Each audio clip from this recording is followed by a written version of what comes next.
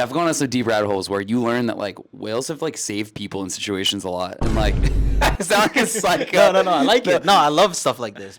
Much Music, what's going on? I got a special guest. My guy is mad drippy with the fleece right now. Hey, welcome to Much Music, Mark, Ambor. How you doing? I'm good. Thanks for having me. Good, man. We're talking about the tour bus life and all that prior to. Yes. What time did you come into the city today? Yeah, we got in around maybe 7 or 8. I was sleeping, but I think that's what around the time we were supposed to get in. Yeah. Are you have you been getting good sleep on that tour bus, bro? We were talking about that. Yeah. Talk to me. That's a new experience for you. Yeah. Is it comfortable? Like, how is it in there? I actually, so the first sleep, it really threw me off. It was because it was all like bumpy and stuff. But as I've gotten, more time with it, I've gotten more used to it. It kind of weirdly like rocks you to sleep because it's just like slowly moving. Yeah. I think the weirdest part is that it's me and 9 of my friends that are all sleeping in this bunk alley, we call it. And the weirdest part is we just trust this random guy to just with all of our lives while we're all sleeping. So I don't know. That's the craziest part to me. Mark, it's so funny because earlier this year in May, Much sent me on tour with a country artist named Owen Regling, and he did a tour bus tour too. So I was there, and it was my same experience, man. It was rocky, and at first I thought it was gonna be claustrophobic, but I kind of found a little safe space in there. It was kind of great. And I was like, I'm in a coffin though. What's going on? Like, it's kind of sick. You have your little pod. You like close the curtain. I don't know if it was the same for you. You close the curtain. You like there's a button that closes yourself in. There's like a little vent. You have your like comforter, and it's just like you got the bottom one, or are you jumping off like Spider-Man every morning? No, I got middle. Okay, middle. Yeah. Well, we have three. Did you have 3 or was it 2? We had 3. Yeah. I look crazy every morning, bro. Like just jumping off, climbing on. And you were top? Yeah, I was the top. Oh, yeah, that's Spider-Man it up. It's been really cool to see your journey. Thank you. Throughout the whole thing, man. And even watching your TikToks, having people sing your songs right back to you. You had the Summer Smash, man. The line together, you know what I'm saying? And how did it feel to start that song, writing it in your room, and then now performing for a live audience, and they're screaming your lyrics back in your face? How'd that feel? Well, thank you for saying all that. I like you said, I wrote it all kind of just alone in my room. And so the funny thing is, Toronto was the first show I've ever really played as Mark Ambor. We had a show at the Drake Underground, the hotel, in February. So it's really cool to be back. But that was the first show I had, and it was the first time I sang Good to Be and Belong Together really ever live. And yeah, you're right. Just hearing people sing back from me being all alone to then me being with, whether it's 150 people, 200 people, or like now 1,000 or whatever, it's just as magical every time. I think there aren't really words to describe it. I feel like, I grew up watching interviews of my favorite artists and stuff talking about it, and everyone obviously thinks it's magical, but when you're actually sitting there living it and feeling it in your seat, you're like looking into everyone's eyes as they're singing it and smiling, and it's like, it's just insane. Huh? Really, it's just grateful, I think, is how I feel when I'm doing it.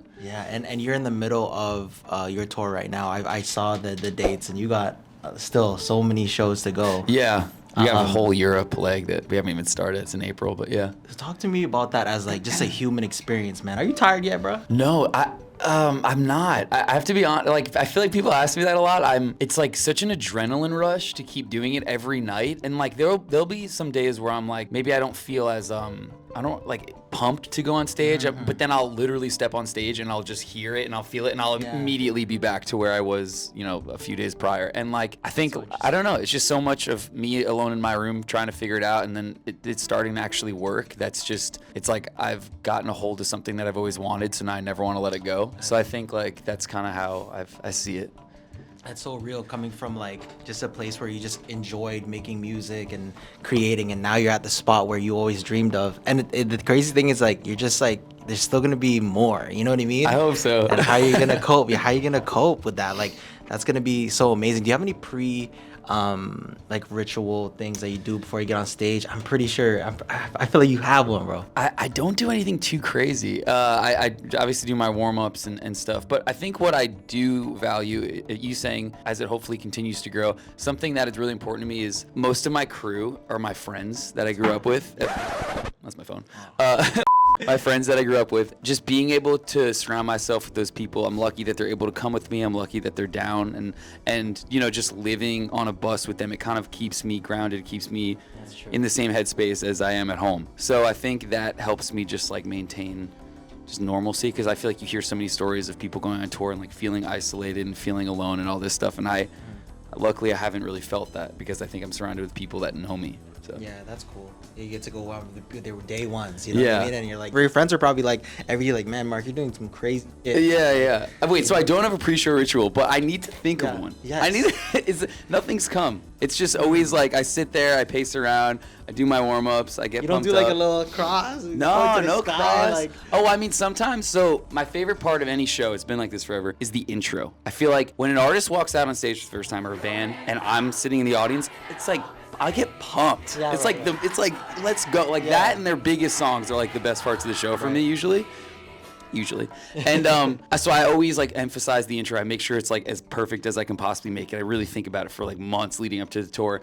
So I when I'm in, my in-ears are in and I'm like about to walk on stage, the band walks out first, I kind of just like, I like open my arms and I'll just like jump up and down a bunch of times with this like blasting in my ear. So I guess that's kind of an idea. So you just go like, something you that just I like, do. kind of like getting up before Yeah, getting kind in of. the ring. Sometimes you know? I like spin around and my arms spread out just to like really trying to loosen up. Feel the moment. Yeah. And like, so have you ever seen anything crazy in the crowd that your fans do? We got a bra thrown at us last night, which was hilarious. Man, you're not keeping them? I don't think we kept it. I don't know, maybe someone else did. I didn't.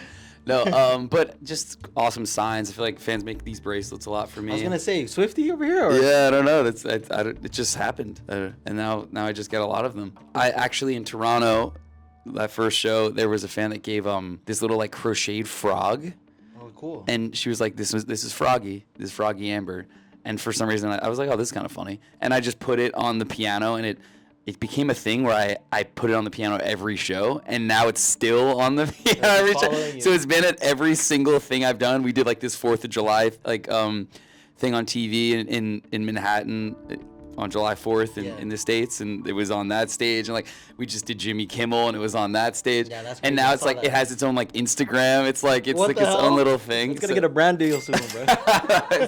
Going through your life growing up, how'd you know you had a voice? You know, how'd you know that superpower is in you? You know what I mean?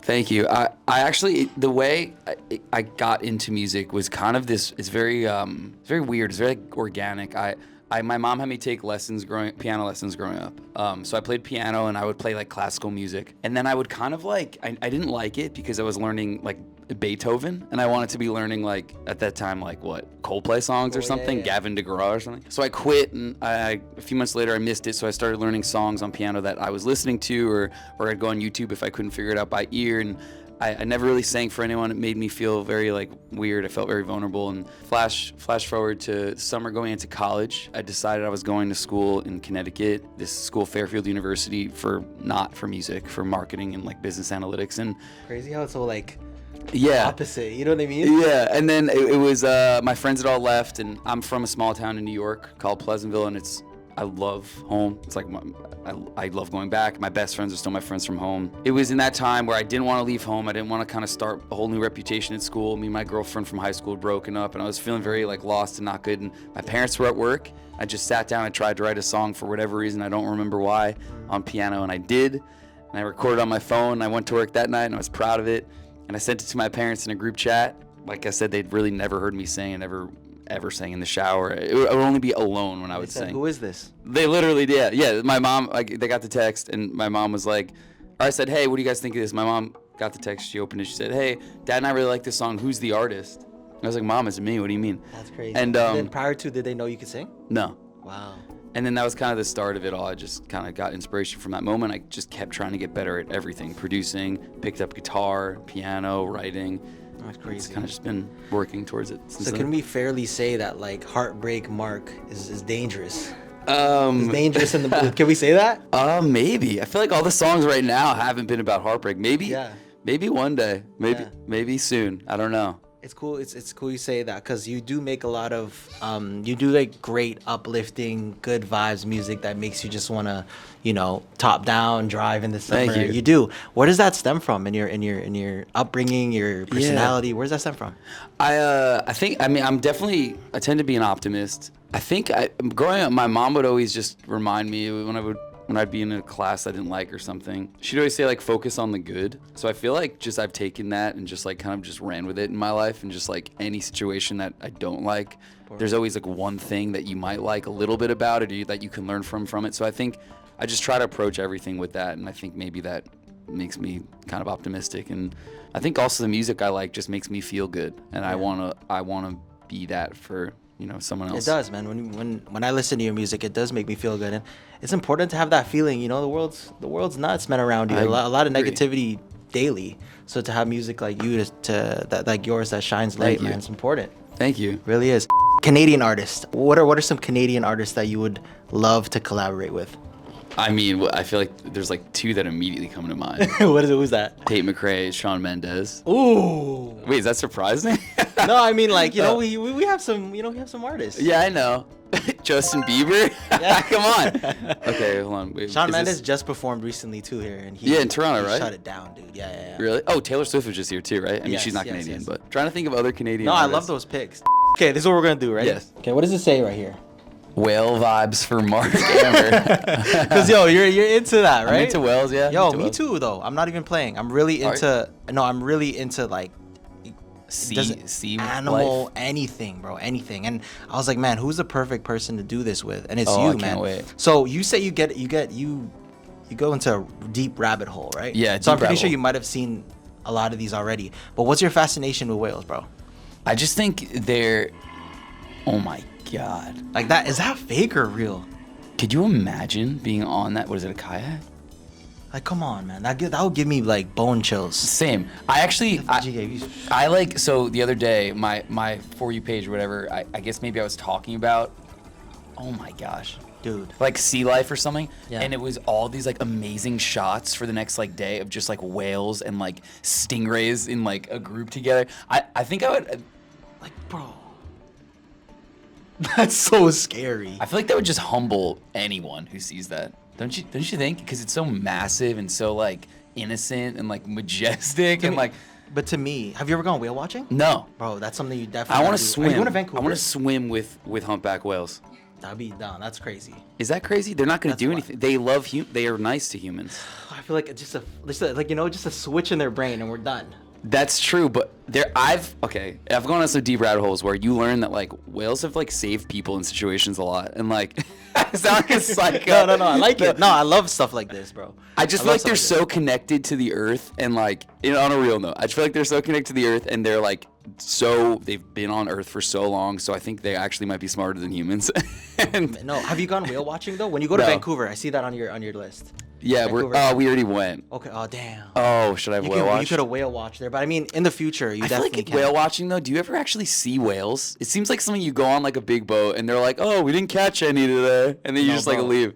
You do see. Okay, I'm gonna end it off with this right here because Okay. this video has got me like bone chills. I don't know. I feel like you haven't seen this one. I haven't.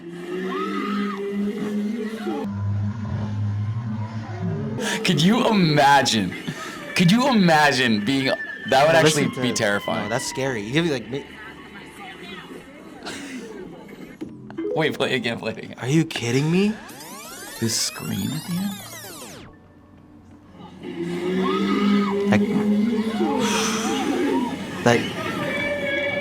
Like that's scary, bro. The fact that that exists with us on Earth, Yeah, that's like, insane. you know what I mean? We should go whale watching. To wrap this up, man, thank you again for Thank you. coming to MuchMusic. You're always welcome. You got your performance tonight. Yes. I'm gonna give you the floor. Anything to the fans, it's all you, Mark. Just thanks for being here. Hopefully I see a bunch of you tonight in Toronto, or catch you in Montreal, or hopefully I caught you in Vancouver. Thanks for all the support and for being here, and thanks for having me today and being so welcoming. Hope I see you all very soon. Yes, much love, guys. Take care. Thank you. Yeah, let's sorry, go. brother. We had to wrap No, it. you're good. That was fun, man. That was Let's do a quick photo.